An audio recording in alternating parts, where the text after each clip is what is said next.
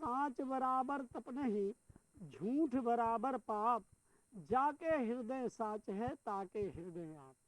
सच से बड़ी कोई तपस्या नहीं है, झूठ से बड़ा कोई पाप नहीं है। सत्य किसे कहते हैं? सत्य को जानने के लिए कि हमने क्या कहा है अपने मुंह से, उस कार्य को करना है या नहीं करना। झूठ वो है कि हम कह दिए और कर नहीं रहे उस काम को, तो वो झूठ हो गया। सत्य और असत्य की परख शब्दों से होती है।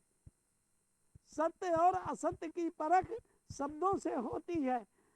शब्द ही मारे गिर पड़ा, शब्द ही छाड़ा राज, और जिन शब्द विवेकिया तिनके सर गए काज। यानी शब्द के बाण लगने से, शब्द के बाण लगने से व्यक्ति जहर खा के मर जाता है। शब्द के बाण लगने से व्यक्ति घर छोड़कर ये चला जाता है।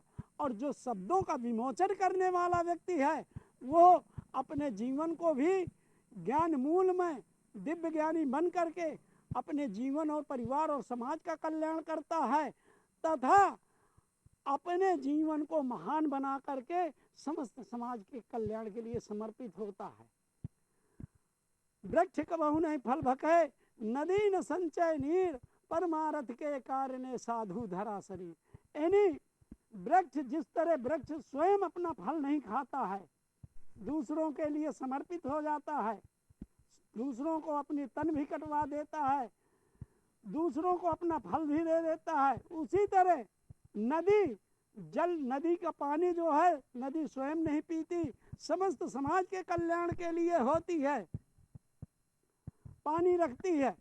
उसी तरह मनुष्य का जीवन, यानी साधु का जीवन साधु के समान होता है। वो समस्त समाज के कल्याण के लिए होता है। समस्त समाज को ज्ञान उपदेश दे करके, अपने ज्ञान उपदेश के द्वारा समस्त समाज के कल्याण और देश के कल्याण के लिए समर्पित होता है। उसे कहते हैं साधु। साधु बना तो साधु ऐसा चाहिए जैसे पेड़ खजूर, अपंथी को छाया नहीं फल लागे अति दूर। यानी ऐसा साधु चाहिए जिसमें वृक्ष भी लगे, नजदीक भी हो और फल खाने को भी मिले। यानी ऐसा साधु चाहिए जो समस्त समाज के लिए समर्पित हो। संघर्ष ही जीवन को महान बनाता है। संघर्ष, जिस व्यक्ति के जीवन में संघर्ष नहीं है, वह व्यक्ति कभी महान नहीं बन सकता है, क्योंकि संघर्ष ही व्यक्ति को आने की एक प्रेरणा देता है।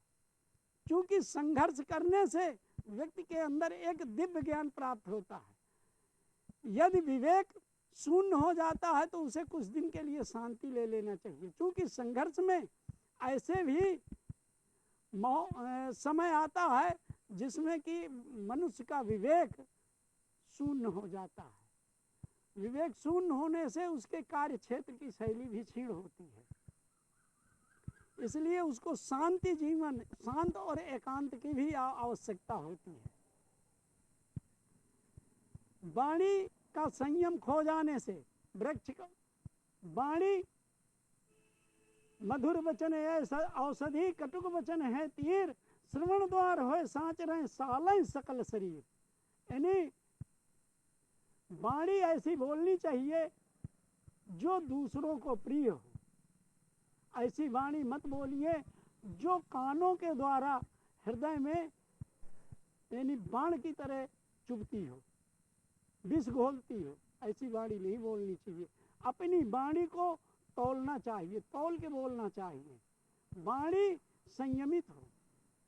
वाणी का संयम खो जाने से, वाणी का संयम खो जाने से व्यक्ति के अहंकार की परख हो जाती है। वाणी के ही शब्दों से व्यक्ति को परखा जाता है।